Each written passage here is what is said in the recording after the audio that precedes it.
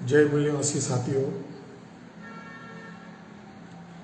आज एक विषय पर चर्चा करने का प्रयोजन यह है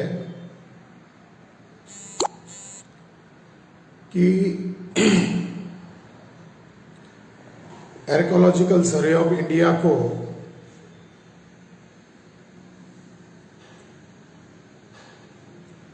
आरटीआई के द्वारा राइट टू इंफॉर्मेशन के द्वारा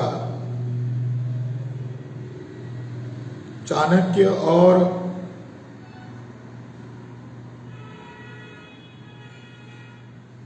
परशुराम के बारे में जानकारी मांगी थी।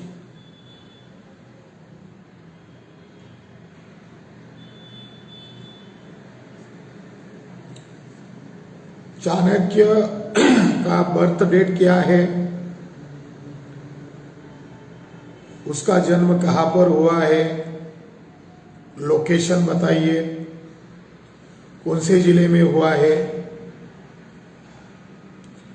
और चाणक्य का कोई शिलालेख है क्या जिसका हिस्टोरिकल आधार माना जा सकता है। उसी तरह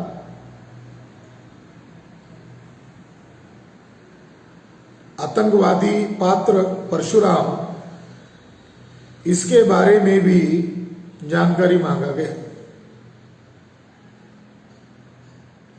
परशुराम का जन्म कहाँ पर हुआ है, उसके माता पिता का नाम क्या है, कौन से जिले में हुआ है, कौन से तारीख को हुआ है, कौन से शताब्दी में हुआ है, और इसके बारे में आर्कियोलॉजिकल सर्वे ऑफ इंडिया के पास कोई आर्कियोलॉजिकल एविडेंस है क्या। तो 23 जनवरी 2024 को आर्कियोलॉजिकल सर्वे ऑफ इंडिया का मैसूरू रीजन के द्वारा इसके बारे में स्पष्ट जवाब आया है कि परशुराम और चाणक्य के बारे में कोई इंस्क्रिप्शंस हमारे पास नहीं है, और उनके भौतिक अस्तित्व का दोनों के बारे में, चाणक्य और परशुराम के बारे में कोई एविडेंस हमारे पास नहीं है।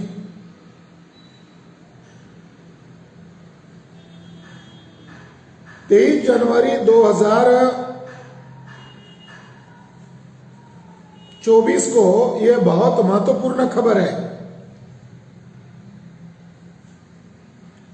हम लोगों ने इस जानकारी को मीडिया को प्रोवाइड किया है कि आरटीआई के जरिए से यह जानकारी उपलब्ध हुई है, तो आप इसको खबर बनाकर छापो। मगर प्रिंट मीडिया ने, इलेक्ट्रॉनिक मीडिया ने इसकी कोई खबर नहीं बनाई, इसलिए हमने सोचा कि ब्राह्मण बनिया मीडिया को लग रहा है कि चाणक्य और परशुराम का कोई भौतिक अस्तित्व नहीं है, तो भी इसकी चर्चा कैसे होगी। इसलिए हमने सोचा कि इसको लाइव आकर लोगों को बताया जाए। साथ ही साथ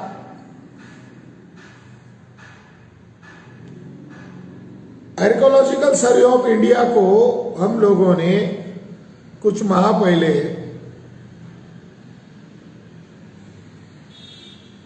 इसके बारे में जानकारी मांगी थी कि ब्रह्मा, विष्णु, महेश, इनका जन्म होने का कोई आर्कियोलॉजिकल एविडेंस है क्या।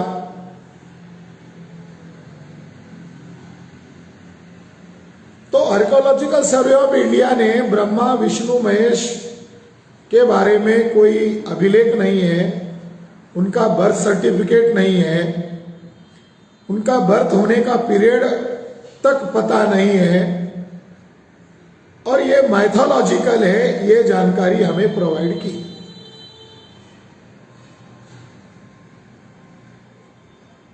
अगर विष्णु ही काल्पनिक है तो ब्राह्मण धर्म की बुनियाद ही खत्म हो जाती है, जिसे वो वर्तमान में हिंदू धर्म कह रहे हैं, वो बुनियाद ही खत्म हो जाती है।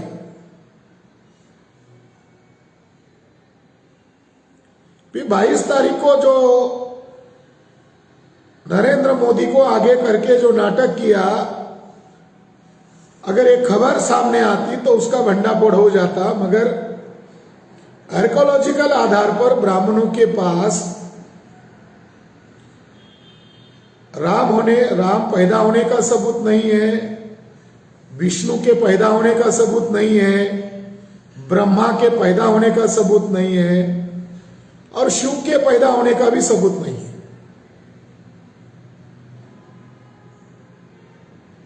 उसी तरह परशुराम और चाणक्य, ये पात्र काल्पनिक है और इनके कोई भी आर्कोलॉजिकल एविडेंसेस उपलब्ध नहीं है, मौजूद नहीं है। चाणक्य कैरेक्टर कहां से आया?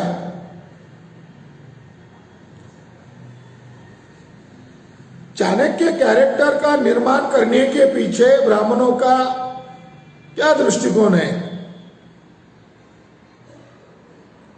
रोमिला थापर जैसी विश्वविख्यात इतिहासकार भी चाणक्य को मान्यता देती है। तमाम ब्राह्मण लोग, राधा कुमुद मुखर्जी, जवाहरलाल नेहरू, शर्मा, मिश्रा, पांडे,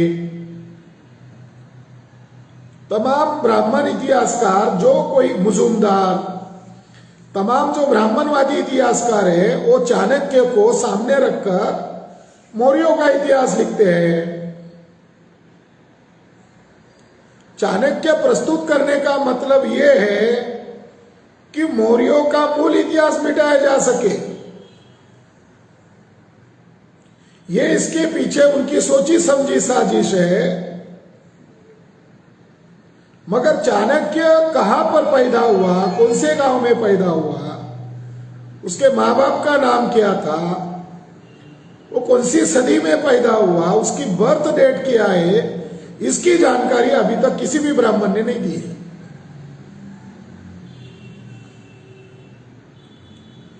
मगर इसके पीछे ब्राह्मणों का मकसद ये है कि मौर्य जैसे महान व्यक्ति की तुलना में ब्राह्मणों के पास एक भी व्यक्ति नहीं है। चाहे वो चंद्रगुप्त मौर्य हो, सम्राट अशोक मौर्य हो या बृहद्रथ मौर्य हो, इनकी तुलना में एक भी ब्राह्मण नहीं है। तो ब्राह्मणों का वर्चस्व जिन मौर्यों ने खत्म किया, और मौर्यों का पीरियड ही गोल्डन एज है।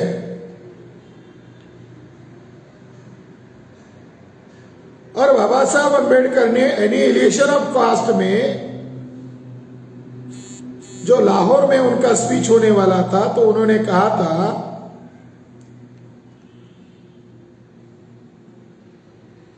कि मौर्यों का इतिहास को अगर छोड़ दिया जाए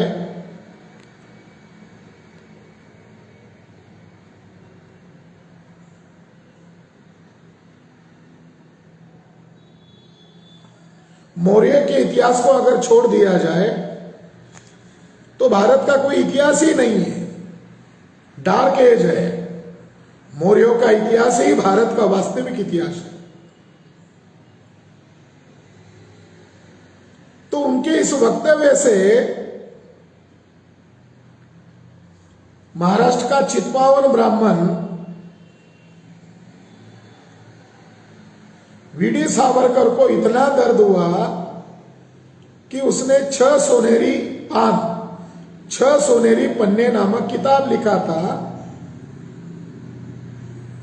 और उसके अंदर पहले नंबर का पन्ना क्या है, तो बृहद्रथ मौर्य की हत्या पुष्यमित्र शुंग के द्वारा कराई गई, इसको उसने फर्स्ट गोल्डन पेज कहा है। प्रतिक्रिया के रूप में सावरकर ने किताब लिखी थी और छठे नंबर का पेज, छठे नंबर का पन्ना क्या है, तो छत्रपति शिवाजी महाराज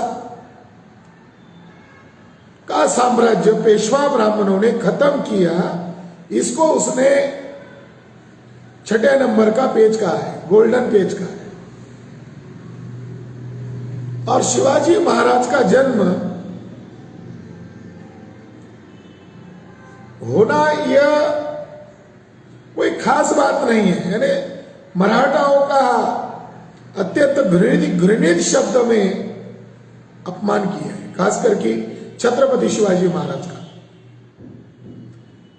तो जो जो महापुरुष हो चुके हैं, जो जो महान होते हैं, उनकी बराबरी ब्राह्मण नहीं कर पाते, तो ब्राह्मण लोग क्या करते हैं, उसके बराबरी का कोई ब्राह्मणों में पुरुष नहीं हुआ है, तो ब्राह्मण लोग इतिहास लेखन के नाम पर ब्राह्मणों ने क्या किया, तो ब्राह्मणों ने जो जो महान हुए हैं उनका गुरु ब्राह्मण था, यह प्रचार कर दिया। इसको बोलते हैं ब्राह्मणीकरण। अरे छत्रपति शिवाजी महाराज महान क्यों हुआ, तो छत्रपति शिवाजी महाराज का गुरु ब्राह्मण था, ऐसा प्रचार किया जाता है। और ऐसी बातों का बार बार प्रोपेगेंडा करके बहुजन समाज के लोगों के दिमाग में ये बात डाली जाती है कि दादू कोंडदेव और छत्रपति शिवाजी महाराज का दूसरा गुरु भट्ट रामदास ये गुरु थे, इसीलिए वो महान हुए।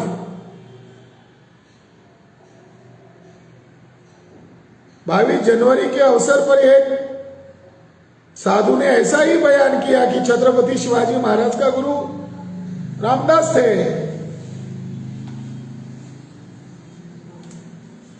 महाराष्ट्र में छत्रपति शिवाजी महाराज के वंशज शाहू छत्रपति महाराज, इन्होंने जाहिर तौर पर घोषित किया था कि भट्ट रामदास और भट्ट दादू कोंडदेव ये छत्रपति शिवाजी महाराज के गुरु नहीं है।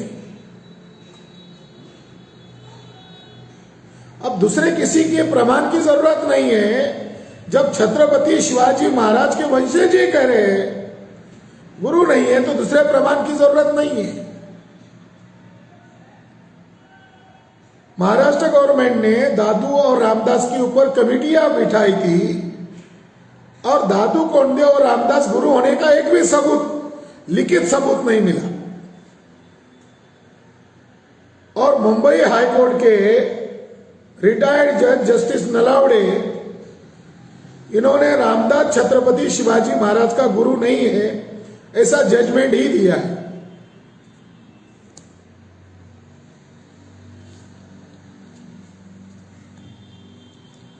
इस आधार पर यह माना जा सकता है कि रामदास गुरु नहीं था। आरएसएस और बीजेपी के लोग मोदी को आगे करके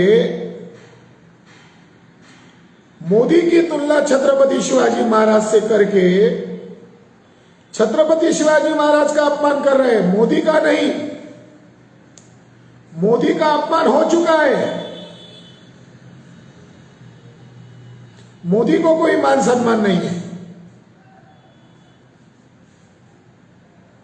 ब्राह्मणों का गुलाम है नरेंद्र मोदी, उसकी तुलना छत्रपति शिवाजी महाराज के साथ नहीं हो सकती। तो ब्राह्मण लोगों ने हमेशा से ब्राह्मणीकरण के सिद्धांत पर काम किया। जैसे छत्रपति शिवाजी महाराज का गलत इतिहास लिखा और गुरु रामदास या दादू कोंडदेव को दिखाया और उनका ब्राह्मणीकरण किया। उसी तरह मौर्य साम्राज्य का इतिहास लिखते समय ब्राह्मणों ने स्पष्ट तौर पर लिखा कि मौर्यों के गुरु कौन थे? चाणक्य थे। और चाणक्य की स्टोरी क्या है कि नंद राजा ने उसका अपमान किया था और नंद राजा का अंत जब तक नहीं करूंगा तब तक चोटी को गांठ नहीं बांधूंगा, ऐसी शपथ चाणक्य लेता है, अर्थात कौटिल्य लेता है। और चंद्रगुप्त मौर्य इस युवा के हाथ से नंद राजा की हत्या करता है। मगर इसका कोई इतिहास है क्या? इसका कोई इतिहास नहीं है,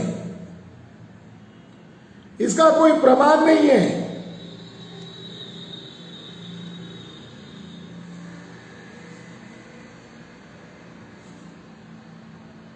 चाणक्य चंद्रगुप्त की कथा का वर्णन कहाँ मिलता है?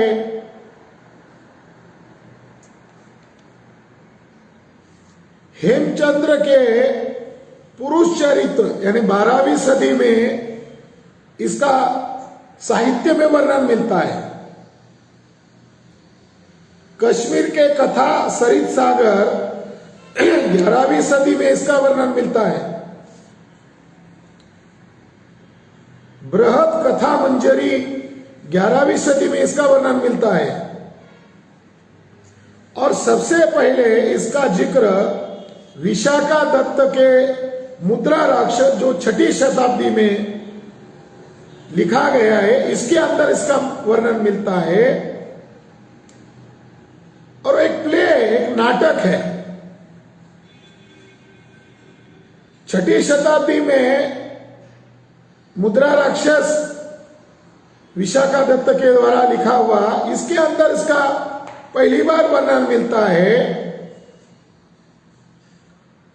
और 12वीं सदी तक अलग अलग साहित्य में, हेमचंद्र के साहित्य में, सरित सागर में, बृहद कथा मंजरी में, यानी 11वीं 12वीं सदी में मिलता है। और चाणक्य का जो कौटिल्य अर्थशास्त्र की कॉपी है, यह कॉपी मद्रास प्रोविजन में 1908 में मिली है। यानी दक्षिण भारत में इसकी कॉपी मिली है, यानी उसका लिखित दस्तावेज मिला है। चाणक्य जो है एक काल्पनिक पात्र है। शायद इसी वजह से ब्राह्मण लोग आज भी चाणक्य का नाम अपने बेटे को नहीं रखते। चाणक्य यानी चालाक, कौटिल्य यानी कुटिल शब्द से कौटिल्य शब्द बना हुआ है। तो दोनों में इसका संदर्भ नहीं मिलता।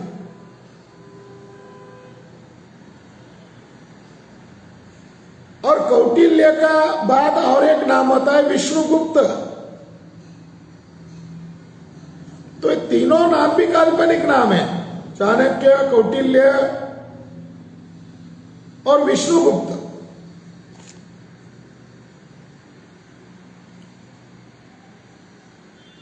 चाणक्य और कौटिल्य का आपस में संबंध नहीं है और वे दोनों भी अर्थशास्त्र के लेखक नहीं हैं।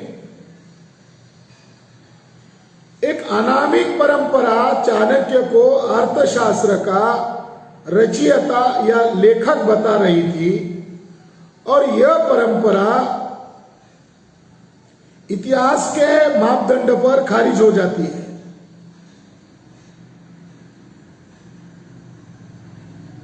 दूसरी सदी तक अर्थशास्त्र को मौर्यकालीन दस्तावेज नहीं समझा जाता था।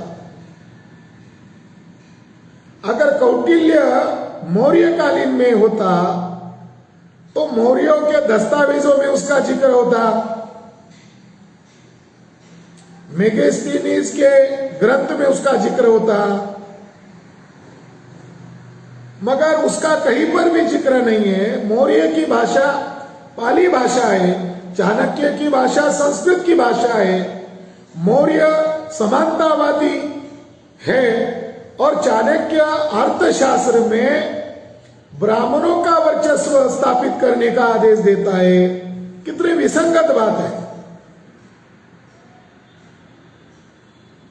ब्राह्मणों ने एक टीम बनाकर अर्थशास्त्र का निर्माण किया और उन्होंने प्रकरण साहित्य मौर्य ब्राह्मणों ने 2 संस्करण समय समय के बाद बनाए और बाद में उसको नाटक के माध्यम से मौर्यों के साथ जोड़ दिया। नंद और मौर्य का कोई झगड़ा नहीं हुआ है, ये भी एक मन गढ़ंत बात है। ब्राह्मणों ने एक कथा प्रचार में लाई है, नंद अंतम क्षत्रिय अंतम, यानी नंद राजा की हत्या मौर्य राजा के द्वारा की गई और उसी के साथ क्षत्रियों का अंत हुआ। जो ब्राह्मण इतिहासकार चाणक्य को मान्यता देते हैं, वो ब्राह्मण इतिहासकार मौर्यों को शूद्र कहते हैं। मौर्य लोग शाक्य वंशीय थे, खत्तीय थे, मूल निवासी खत्तीय थे। नंद लोग भी मूल निवासी खत्तीय थे, उनका आपस में कोई झगड़ा नहीं था। मगर ब्राह्मण लोगों ने मौर्यों को नीच दिखाने के लिए मौर्यों की उत्पत्ति मुरा नामक एक दासी से दिखाई है, यानी खुल्लम खुल्ला मौर्यों का चरित्र हनन करने का षड्यंत्र ब्राह्मणों ने किया।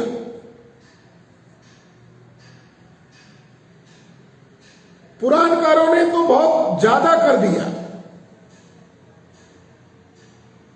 पुराणकारों ने क्षत्रिय अब बचे नहीं है, नंद का अंत हो गया, इसलिए अब 2 ही वंश बचे हैं, क्षत्रिय ब्राह्मण और शूद्र।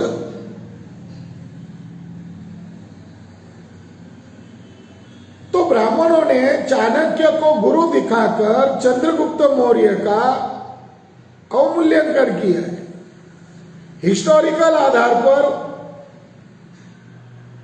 वो गुरु सिद्ध नहीं होते, मगर मुद्रा राक्षस के नाटक के माध्यम से ब्राह्मणों ने इतिहास का ब्राह्मणीकरण किया है।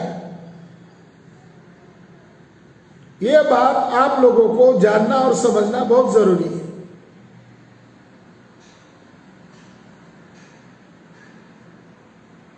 पैट्रिक ओलिवेले नामक एक बड़े इतिहासकार है, उनका यह कहना है कि ब्राह्मणवादी परंपरा अर्थशास्त्रों को मौर्य साम्राज्य के साथ काल्पनिक पात्र चाणक्य के माध्यम से जोड़ना चाहती है।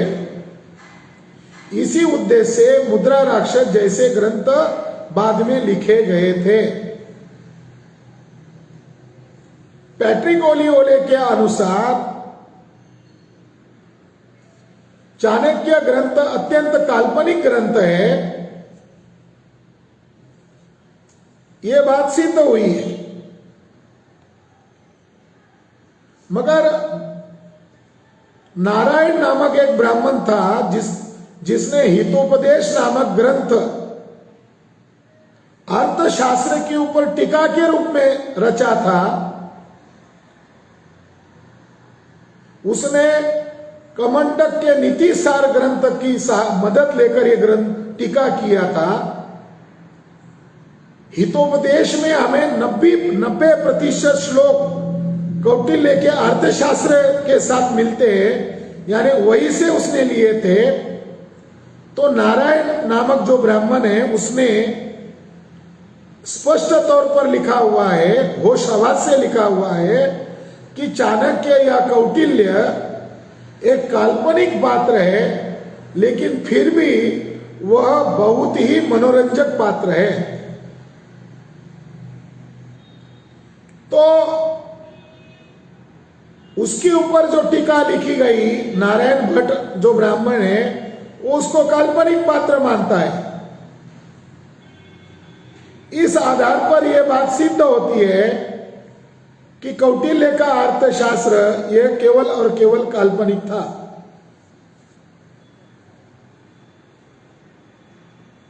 मैकलिश महोदय ने एक रिसर्च पेपर लिखा है जिसका शीर्षक है कौटिल्याज अर्थशास्त्र इज अ मौर्यन डॉक्यूमेंट।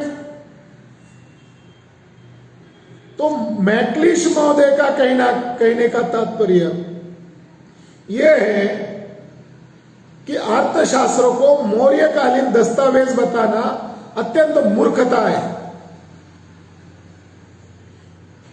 अर्थशास्त्र मौर्यकालीन दस्तावेज है, इसका अभी तक एक भी सबूत नहीं मिला है। वे कहते हैं कि अर्थशास्त्र को मौर्यकालीन बताने वाला जो ब्राह्मणवादी विचार है वह आधारहीन है और उसकी पुष्टि के लिए जो सबूत दिए जा रहे हैं वे सारे निरर्थक हैं। तो बड़े बड़े विद्वानों ने, खासकर कि पैट्रिक ओलिओले, मैकलिश महोदय ने इस बात को रिजेक्ट कर दिया है कि अर्थशास्त्र यह मौर्यकालीन दस्तावेज नहीं है। इस आधार पर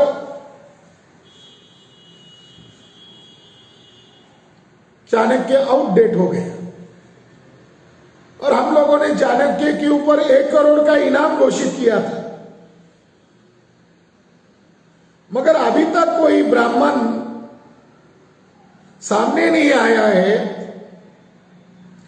कि जो 1 करोड़ रुपए हमसे युक्तिवाद करके हासिल करे।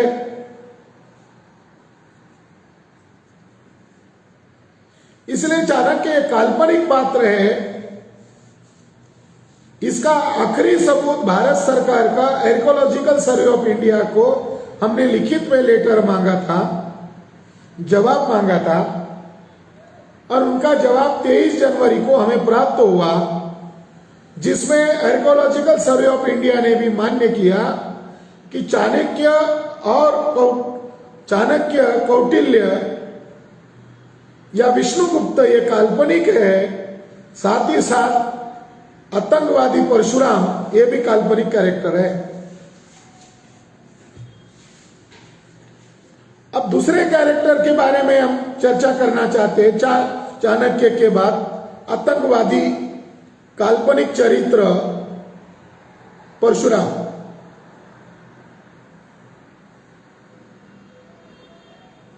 महाभारत का अनुवाद ब्राह्मण लोगों ने बहुत घुमावपूर्ण तरीके से किया है,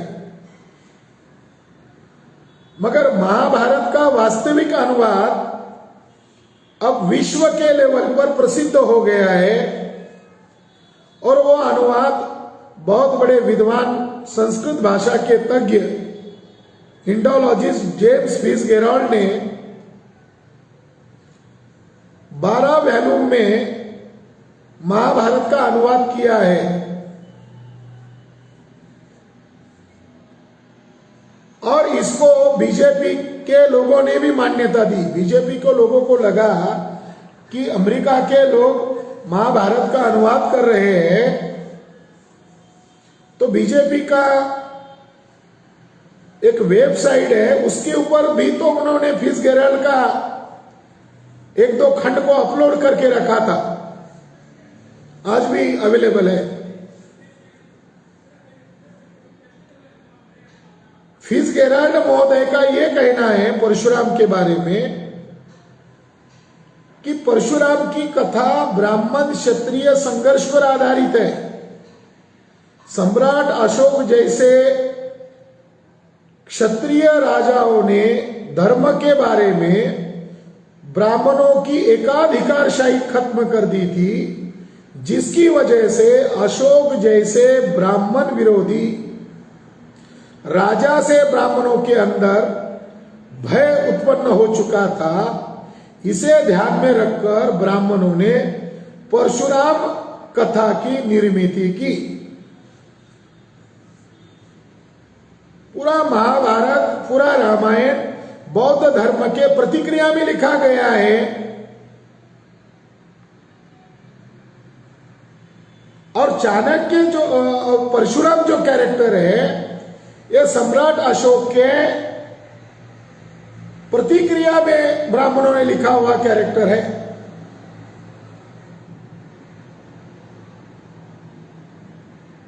मौर्य राजा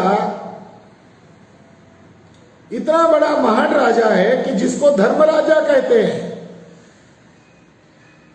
महाभारत में भी 5 पांडवों में से जो बड़ा पुत्र है उसको धर्मराजा कहा गया है। अशोक का नाम धर्मराजा है, बुद्ध को भी धम्मराजा कहा जाता है। तो महाभारत में पांडवों में से एक पुत्र को धर्मराज कहा गया है। ब्राह्मणों ने कैसा शब्द खेल किया, इसका आधार महाभारत स्वयं है। महाभारत में जिस कलियुग का वर्णन किया गया है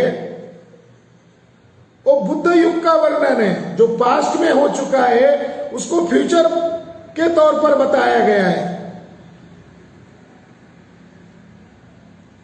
जिसमें ब्राह्मणों को कोई पूजेगा नहीं, ब्राह्मणों की महत्ता खत्म हो जाएगी, वर्ण व्यवस्था खत्म हो जाएगी, ब्राह्मण धर्म खत्म हो जाएगा और जनता भिक्षुओं को मानेगी और पूरी जनता, प्रजा, राजा, पूरे लोग एडुक की पूजा करेंगे। एडुक यानी स्तूप। तो कलियुग का जो वर्णन किया गया है वो वर्णन कोई और नहीं है बल्कि अशोक के ही साम्राज्य का वर्णन है। और महाभारत और रामायण प्रतिक्रांति के बाद लिखे गए थे, मगर वो उस समय लिखे गए जब ब्राह्मणों ने हिंसक प्रतिक्रांति की थी। प्रजा बुद्धिस्ट थी, तो प्रजा बुद्धिस्ट होने के कारण ब्राह्मणों ने उसको कोडिंग लैंग्वेज में लिखा है।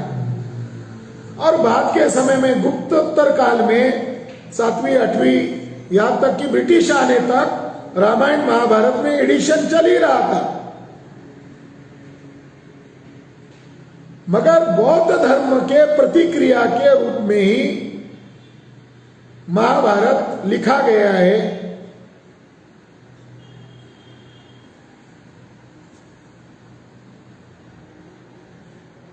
महाभारत के रचयिता ब्राह्मणों ने बौद्ध धर्म के प्रतिक्रिया में महाभारत में धर्मराज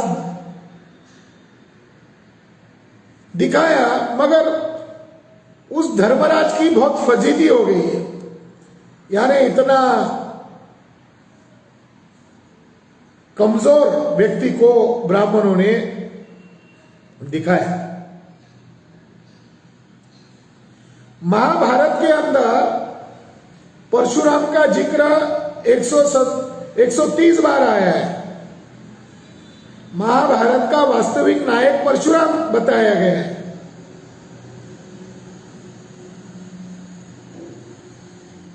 और संपूर्ण महाभारत यह परशुराम पर आधारित है और परशुराम ही महाभारत का मुख्य केंद्र बिंदु के तौर पर ब्राह्मणों ने दिखाया है। महाभारत को समझे बगैर आपको महाभारत नहीं समझ में आएगा।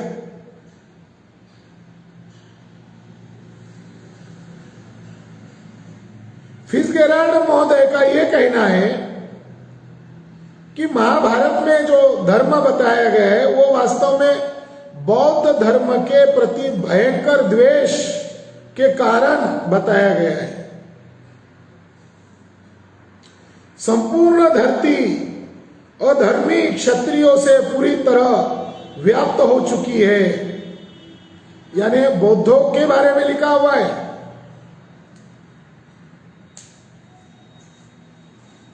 महाभारत में जो क्षत्रियों का संदर्भ है वो बुद्धिस्ट क्षत्रियों के संदर्भ में है। संपूर्ण अधर्मी क्षत्रियों से पूरी तरह व्याप्त हो चुकी है। यह लोग वेदों को नहीं मानते, ब्राह्मण देवता और उनके विधियों को नहीं मानते तथा धर्म और वेद को जानने वालों को जरा भी वे कीमत नहीं देते हैं।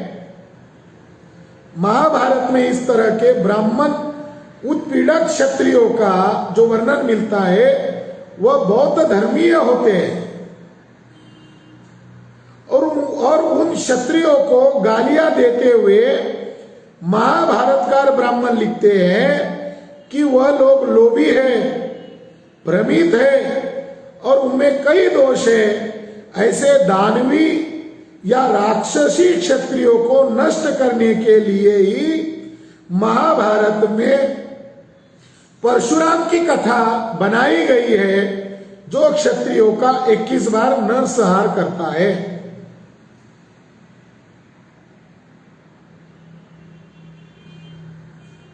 तो बौद्ध धर्मीय जो क्षत्रिय लोग हैं या क्षत्रिय लोग हैं, उन्हीं को ब्राह्मणों ने ध्यान में रखकर परशुराम जैसा हिंसक कैरेक्टर सामने रखा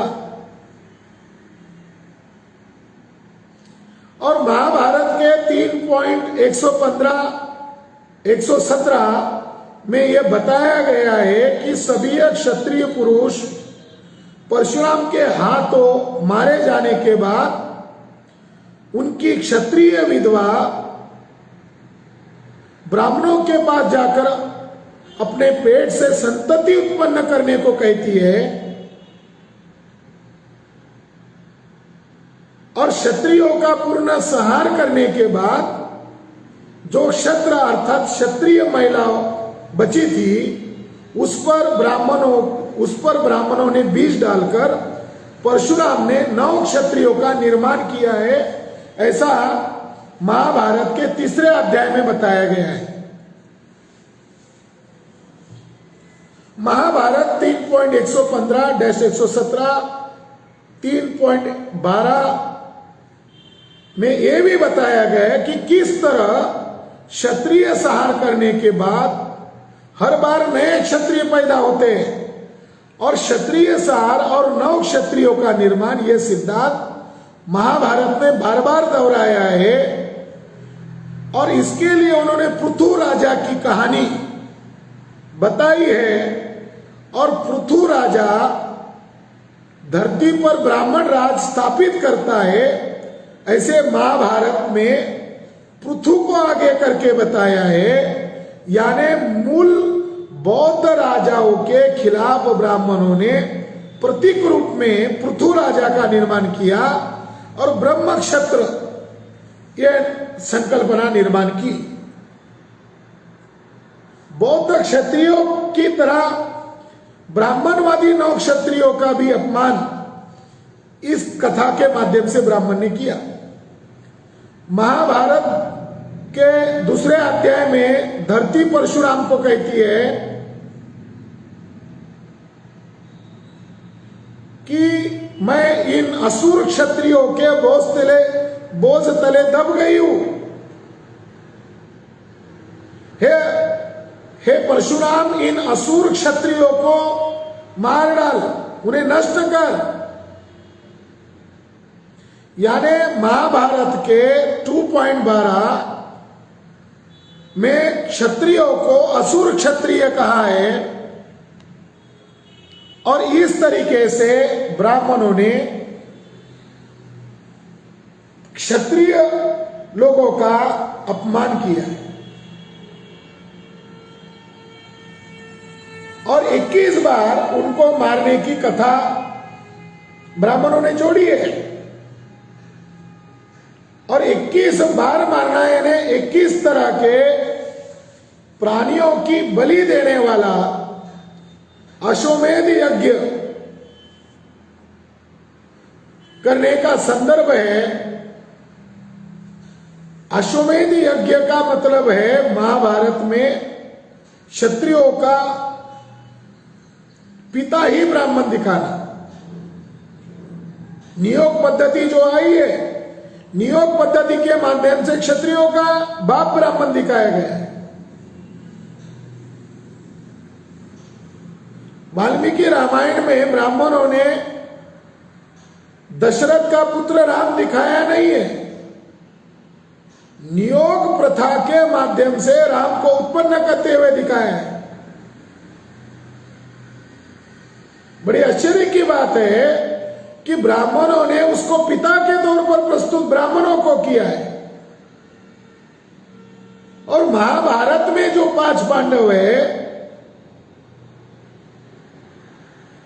उसके पिताजी पंडु दिखाने की बजाय 5 ब्राह्मण पुरुषों से क्षत्रिय पांडव पैदा होते हैं, ऐसा दिखा है।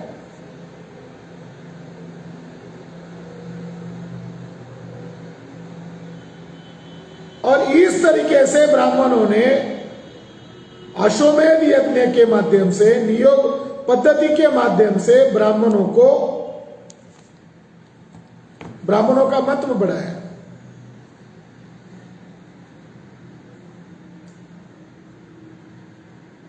और परशुराम ने 21 बार क्षत्रियों का अंत किया, उसके बाद 9 क्षत्रियों का निर्माण किया।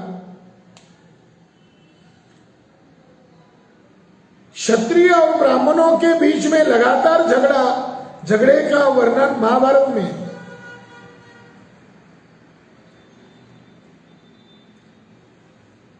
महाभारत में एक अध्याय में एक वर्णन है कि कर्ण खुद परशुराम के पास जाता है और उसको झूठा कहता है, झूठ-मूठ का ये दावा करता है कि मैं ब्राह्मण हूं और मुझे आपसे धनुर्विद्या सीखनी है।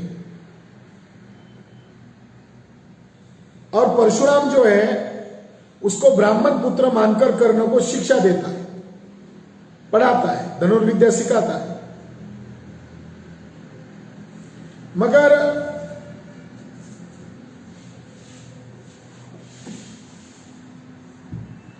परशुराम के शिक्षा लेते ही कर्ण ज्यादा तरबेज हो गया, थोड़े ही दिनों में सीख लिया। और एक दिन परशुराम को खुद डाउट होता है कि कर्ण के पास इतनी कम दिनों में शिक्षा कैसे ग्रहण कर लिया है, क्या ये सच में ब्राह्मण है क्या? ये टेस्ट करने के लिए एक दिन परशुराम दोपहर के समय में दोनों पेड़ के नीचे होते, तो परशुराम कहता है कि मैं थक गया हूं, अब मुझे तुम्हारे गोद में सोना है। और परशुराम कर्ण की गोद में सो लेता है, गोद में सिर रखकर सो लेता है। और उसकी परीक्षा लेने के लिए महाभारतकारों ने लिखा, एक हिंस्र कीड़ा उसके पैर में प्रवेश करता है और वो अंदर तक घुसता जाता है, उसको अत्यंत पीड़ा होती है। मगर उसके हिलने से गुरु जग जाएंगे, इस वजह से वो उस पीड़ा को सहता रहता है। मगर उसके पैर से जो खून बहता है वो बहते बहते परशुराम के कंधे तक आ पहुंचता है। और जब उसके खून का गर्म स्पर्श होता है तब परशुराम जाग उठता है और कहता है कि इतना गर्म खून केवल क्षत्रियों का हो सकता है, ब्राह्मणों का इतना गर्म खून नहीं होता।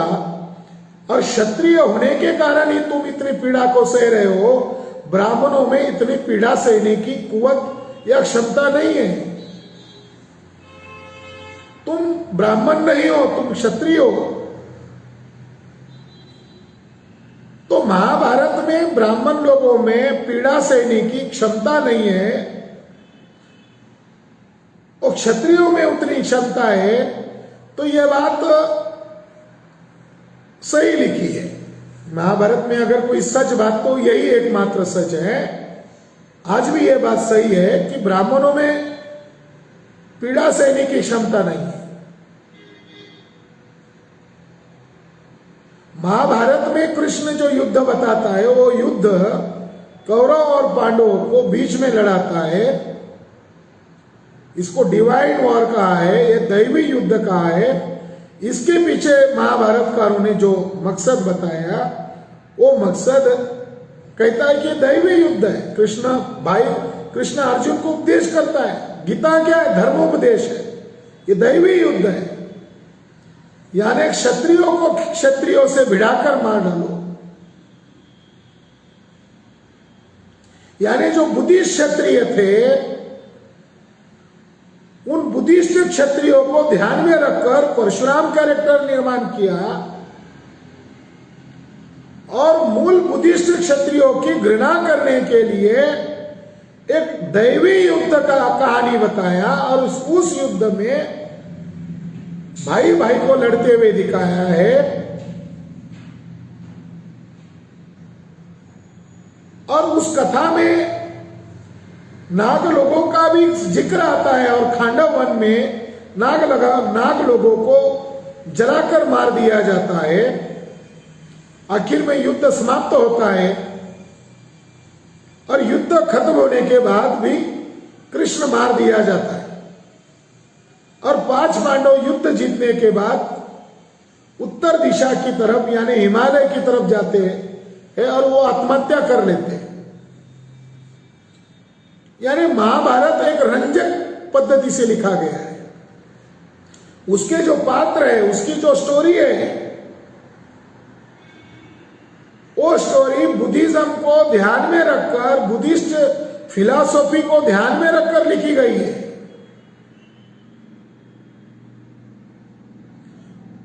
सुनने के लिए अत्यंत सरल कथा है, मगर ब्राह्मणों ने अत्यंत चालाकी से बुद्धिस्ट संकल्पनाओं को राक्षस दिखाया है। जैसे जरासंध है तो जरासंध की लड़कियों को राक्षसी बताया और जो नाम उन्होंने दिया है वो सर्वस्ववादी बौद्धों की संकल्पना है।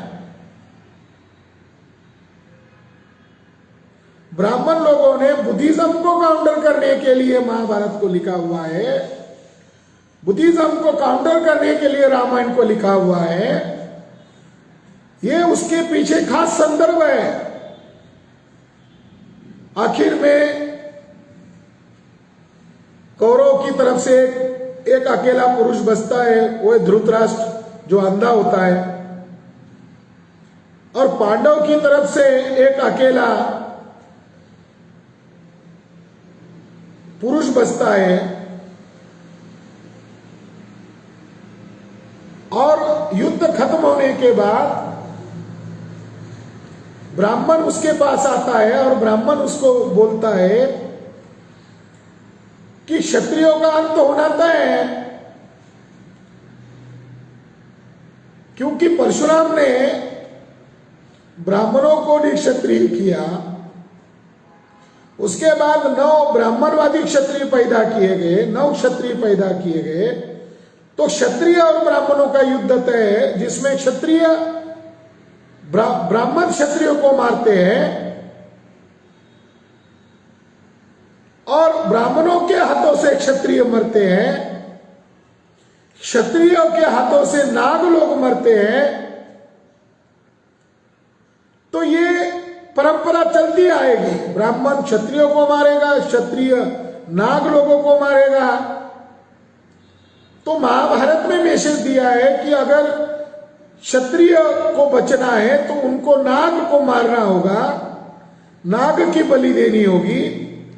ये मैसेज कुल मिलाकर महाभारत में दिया है और उसी पर अमल करते हुए नेपाल में एक जगह और महाराष्ट्र में नासिक के त्र्यंबकेश्वर में नाग बलि यज्ञ, सर्प बलि यज्ञ या नाग बलि यज्ञ किया जाता है। नाग भी प्राचीन बौद्ध क्षत्रिय है और बौद्ध क्षत्रियों को मारने के दृष्टिकोण से महाभारत की ये कथा आई है। आज का संदर्भ परशुराम काल्पनिक था, इसके सारे तथ्य और सबूत मौजूद हो गए हैं। और आर्कियोलॉजिकल सर्वे ऑफ इंडिया को जब हमने लिखित में जवाब मांगा कि चाणक्य और परशुराम का बर्थ डेट हमें बताइए, बर्थ ईयर बताइए, तो मैसूर डिवीजन ने हमें लिखित में दिया कि चाणक्य और परशुराम ये काल्पनिक पात्र है। इस वजह से आज हमें दावे से ये कहना पड़ रहा है कि ब्राह्मणों की मिथ्या बातों को नकारना होगा। चाणक्य को हटाने से वास्तविक मौर्य इतिहास सामने आएगा और परशुराम जैसे आतंकवादी कैरेक्टर को किक आउट करने से क्षत्रियों का जो मनोबल गिराया जाता है, केवल ये क्षत्रियों के मनोबल का मामला नहीं है, बल्कि ये बुद्धिज्म के खिलाफ उन्होंने एक हिंसक प्रतिक्रिया की है। ब्राह्मणों के जो नायक है वो कौन है? परशुराम है, वो आतंकवादी है। महात्मा ज्योतिबा फुले ने उसको आतंकवादी नाम दिया है। उनके साहित्य में उन्होंने परशुराम को आतंकवादी कहा है और नाना साहेब पेशवा को भी आतंकवादी कहा है। भरतरथ मौर्य की हत्या करने वाला ब्राह्मण पुष्यमित्र शुंग है और कुछ बददिमाग लोग, मूर्ख लोग जानबूझकर शुंग को बुद्धिस्ट दिखाने का प्रयास करते हैं ताकि बुद्धि भेद किया जाए। शुंग ब्राह्मण था, उसने ईसा पूर्व 185 में मौर्य राजा बृहदत्त की हत्या की। सूग नामक बौद्ध राजा था जिसने भरूच में, सांची में दान दिए थे। ये बौद्ध डायनेस्टी सूग थी जिसके ऊपर बिंदी नहीं है। ब्राह्मण लोगों ने सूग को ही शुंग कहा, यानी बौद्ध राजा को ही शुंग कहा। ये गलत है। सुग वंश अलग है, शुंग वंश अलग है। पुष्यमित्र शुंग ये ब्राह्मण था, बुद्धिस्ट नहीं था और उसके द्वारा हिंसा अभियान किया गया।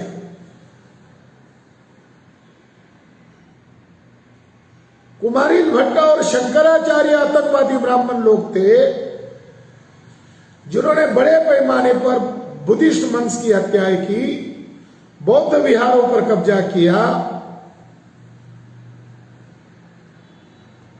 और बौद्ध तत्व ज्ञान को चोरी करके वेदांत का निर्माण किया। वेदांतवादी और वैष्णववादी ये जो दो छावनियां थी, यह बौद्ध धर्म के खिलाफ हिंसक अभियान बनाने के लिए निर्माण की गई थी।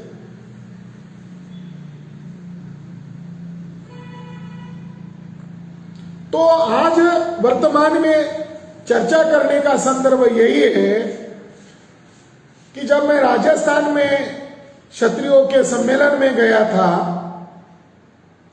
और वहां मैंने वक्तव्य किया था और ब्राह्मणों को चुनौती दिया था कि परशुराम पर 1 करोड़ रुपए इनाम और चाणक्य के ऊपर 1 करोड़ रुपए का इनाम घोषित किया जाता है, तो ब्राह्मण लोग 2 करोड़ रुपए का इनाम लीजिए और चाणक्य और परशुराम की ऐसा ऐतिहासिकता सिद्ध कीजिए। हमने भामसेन के राष्ट्रीय अधिवेशन में भी इस विषय को चर्चा का विषय बनाया था।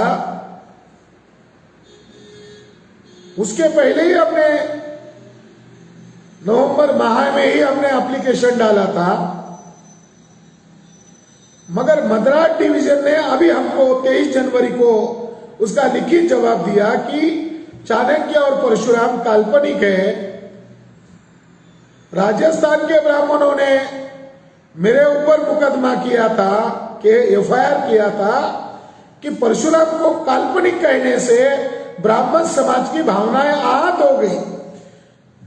जब आर्कियोलॉजिकल सर्वे लिखित में दे रहा है कि परशुराम और चाणक्य काल्पनिक है, तो आपकी भावना को कोई महत्व है?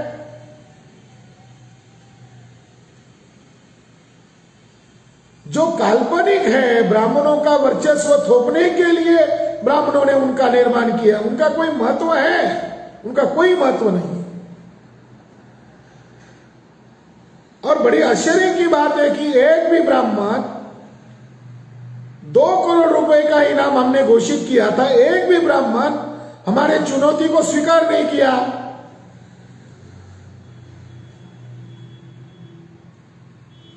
तो आज के बाद तमाम मूल निवासी बहुजनों के लोगों को ये कहने में गर्व होगा कि काल्पनिक है परशुराम और चाणक्य, इसको छाती ठोक के आप बोलिए और आपके मूल इतिहास को, गौरवशाली इतिहास को इन 2 काल्पनिक पात्रों के माध्यम से विकृत किया गया है, उसकी आधारशिला ही मिटाई गई है, उसको नकारिए। कुछ लोग कहते हैं इतिहास का रीराइट करना होगा, इतिहास का शुद्धिकरण करना होगा, तो केवल कहने मात्र से नहीं चलेगा,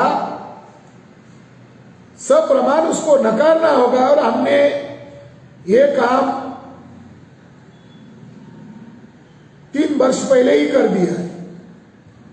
वर्तमान क्षत्रिय पूर्व में कौन थे, इसमें हमने चाणक्य और परशुराम को रिजेक्ट कर दिया था, ऐतिहासिक तथ्य और प्रमाणों के आधार पर रिजेक्ट कर दिया था। और हमारे बहुजन समाज के लोगों को भी मानसिक तौर पर चोट लगे, इसलिए भी उनको एहसास दिलाने के लिए कहा था कि ब्राह्मणों को हम चुनौती देते हैं कि 2 करोड़ रुपए का इनाम देते हैं। तब बहुजन समाज के लोगों को भी यकीन लगने लगा कि जब ये 2 करोड़ रुपए की घोषणा कर रहे हैं, इसका मतलब इनके पास प्रमाण है कि ये दोनों पात्र काल्पनिक है। अब आर्कियोलॉजिकल सर्वे ऑफ इंडिया के प्रमाण से सब प्रमाण सिद्ध हो गया कि ये दोनों पात्र काल्पनिक है। तो ऐतिहासिक तौर पर हमने जिन पात्रों को रिजेक्ट किया था, भारत की लोकतांत्रिक संस्था है भारतीय पुरातत्व सर्वेक्षण विभाग, उनको भी इस बात को मान्यता देना पड़ा कि चाणक्य और परशुराम काल्पनिक है, क्योंकि उनके ऐतिहासिक होने का सबूत उनके पास कुछ भी नहीं है। बस यही मैसेज देने के लिए मैं लाइव आया हूं। और जो मीडिया इस जानकारी को हाइड कर रहा है, इस जानकारी को दिखा नहीं रहा है, उस मीडिया को हम मीडिया नहीं मानते। ऐसे चैनल वालों को हम चैनल नहीं मानते, ऐसे अखबार वालों को हम अखबार नहीं मानते, ये टॉयलेट पेपर है। ऐसे मीडिया से, ऐसा अखबार और मीडिया से समाज का कल्याण होने वाला नहीं है। और भारत का जो मीडिया है, उसकी गंदगी 22 तारीख को पूरे विश्व ने देख लिया। काल्पनिक बातों को प्रोपेगेंडा कर दिया गया और ये मीडिया के माध्यम से संभव हुआ। इस मौके पर इतना ही। नमो बुद्धाय, जय भीम, जय मूल निवासी।